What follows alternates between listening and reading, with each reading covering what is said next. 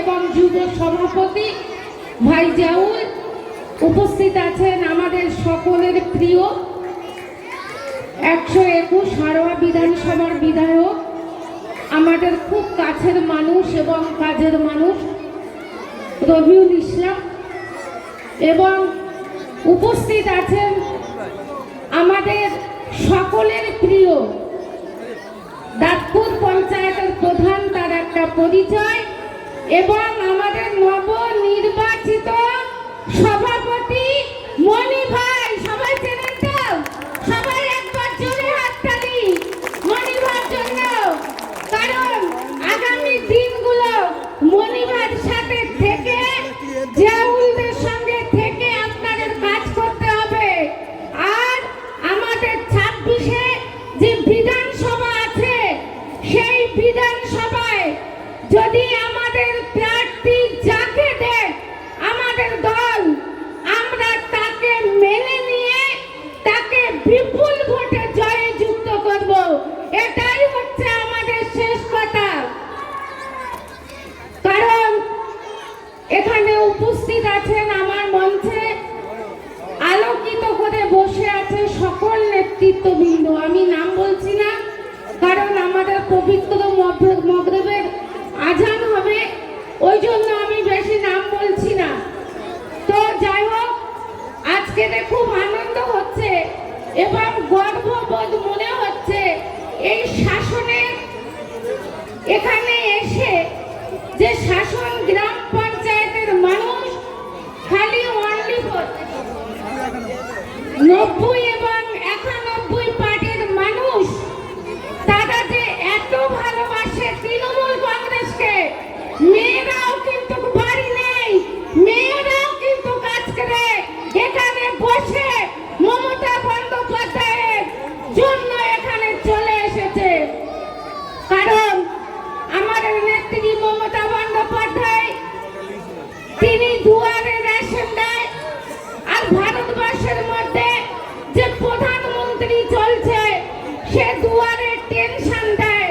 তাহলে আপনারা চালের ভাত খাবেন, না টেনশন ভোগ করবেন, না আতঙ্কে থাকবেন?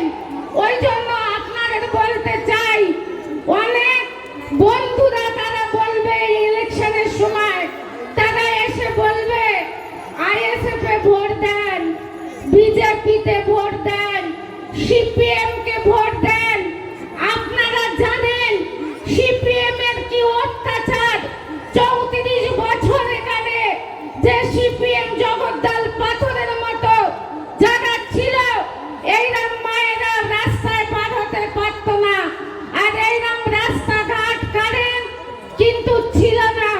ওই জন্য আজকে বলতে চাই, আমরা সেই সিপিএম এর দাদারা, তারা ভোট চাইতে আসলে শাসনের মানে আমরা নারী, আমরা সব পারি, আমরা খুন্তিও নাড়তে জানি, এবং রাস্তায় নেবে আমাদের মমতা বন্দ্যোপাধ্যায় যেদিন বিজেপির সঙ্গে চোখে চোখ রেখে কথা বলে, সিপিএম এর মতো জগদ্দল পাথরকে 34 বছরের মতো তাদেরকে বসাতে পারে, এবং এই আইএসএফ কে আমরা বসিয়ে দেব। কারণ এখান থেকে প্রতিজ্ঞা নিতে হবে, কারণ আমাদের প্রধানমন্ত্রী যখন ইলেকশন আসে একটা করে টেনশন আমাদের মাথার মধ্যে ঢুকিয়ে দেয়। কখনো আধার কার্ডের টেনশন, কখনো এইএসআই এর টেনশন, সব সময় একটা আতঙ্ক রাখে।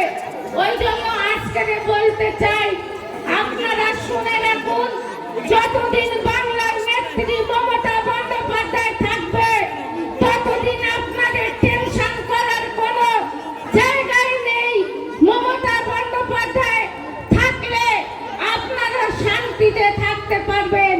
কারণ মমতা বন্দ্যোপাধ্যায় প্রত্যেকটা কাজে এই এসআইআর নিয়ে আমাদের নেত্রী মমতা বন্দ্যোপাধ্যায় তিনি বলছেন, প্রত্যেকটা বুথে বিএলআর 2 আমাদের পার্টির দিক থেকে করে দিয়েছে। তারা কোন বুথে কত আপডেট দিচ্ছে সেই খবরটা কিন্তু প্রত্যেক জায়গায় আমাদের ওয়ার্ড রুম হয়েছে এবং ক্যাম্প হয়েছে, সেখানে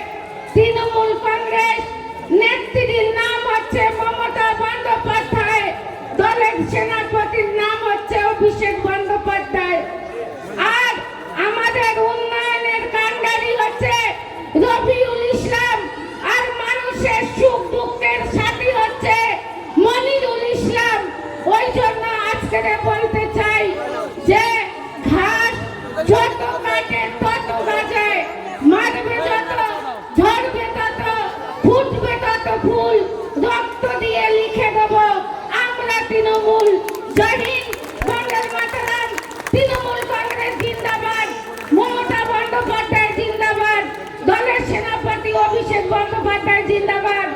একবার সবাই আমরা জোরে বলবো জয় বাংলা। মেয়েদের এই দিক থেকে আওয়াজ আসেনি। মেয়েরা আমরা এত পিছিয়ে থাকবো না। আমাদের নেত্রী তিনি যদি রাজপথে